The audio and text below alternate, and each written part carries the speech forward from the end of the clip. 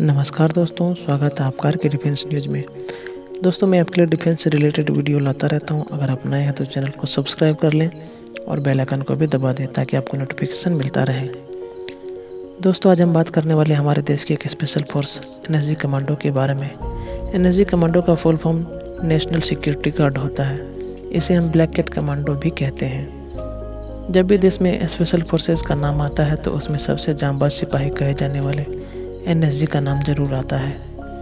तो आइए जानते हैं आखिर किस भट्टी से दबकर ये कमांडोज बनते हैं। एनएसजी गृह मंत्रालय के तहत 7 केंद्रीय सशस्त्र पुलिस बल में से एक है।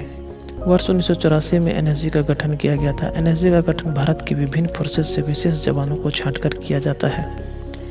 एनएसजी में 53% कमांडोज सेना से आते हैं, जबकि 47% commandos 4 paramilitary forces CRPF, ITBP, RAF और बीएसएफ से आते हैं।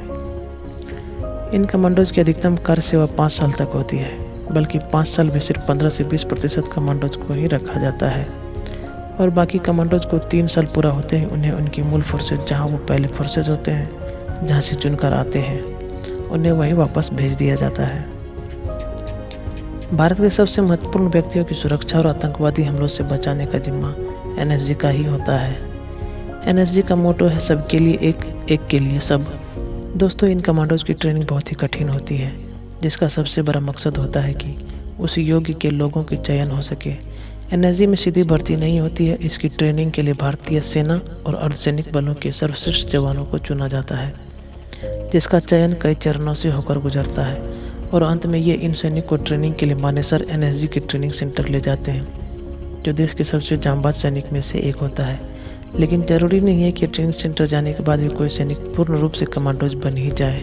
यह 90 दिनों की कठिन ट्रेनिंग होती है, लेकिन ट्रेनिंग से 1 सप्ताह पहले ऐसी कठिन ट्रेनिंग होती है जिसमें कई सैनिक अंतिम दौर तक पहुंचने से वंचित रह जाते हैं। लेकिन इसके बाद जो सैनिक बचते हैं, अगर उन्होंने 90 दिन की ट्रेनिंग कुशलता से पूरी कर ली तो फिर वो दुनिया के सबसे ताकतवर कमांडोज में से एक बन जाते हैं। और आखिर में इन कमांडोज को मनोवैज्ञानिक टेस्ट से गुजरना पड़ता है, जो इनके लिए पास करना अनिवार्य होता है।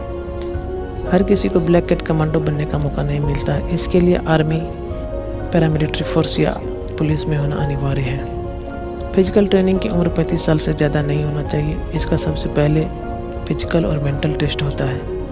12 सप्ताह तक चलने वाला यह कठिन ट्रेनिंग होता है। शुरुआत में जवानों की फिटनेस योग्यता 30 से 40% होता है, जो ट्रेनिंग खत्म होने तक फिटनेस योग्यता बढ़कर 80 से 90% हो जाता है। इसकी ट्रेनिंग में हार्ड एक्सरसाइज करवाई जाती है ताकि ये शारीरिक रूप से सक्षम हो सके। इसे 100 मीटर की दौड़ के लिए केवल 15 सेकेंड का ही वक्त दिया जाता है, जिनसे आप अंदाज़ा लगा सकते हैं कि एनएसजी का ट्रेनिंग कितना हार्ड होता है। इन कमांडोज को आंख बंद करके निशाना लगाना, अंधेरे में निशाना लगाना और काफ़ी कम रोशनी में निशाना लगाने की भी स्पेशल ट्रेनिंग दी जाती है, जो इसे और भी स्पेशल बनाता है। 26/11 के मुंबई हमलों में ब्लैक कैट कमांडो ने स्थिति को नियंत्रित करने में काफ़ी महत्वपूर्ण भूमिका निभाई थी। अभी हमने आपको एनएसजी के बारे में बताया। अगर आपको हमारा वीडियो अच्छा लगा हो तो लाइक करें, कमेंट करें और अगर आपने चैनल को अभी तक सब्सक्राइब नहीं किया है तो सब्सक्राइब कर लें। और भी रोचक वीडियो लाने वाला हूँ। नमस्कार।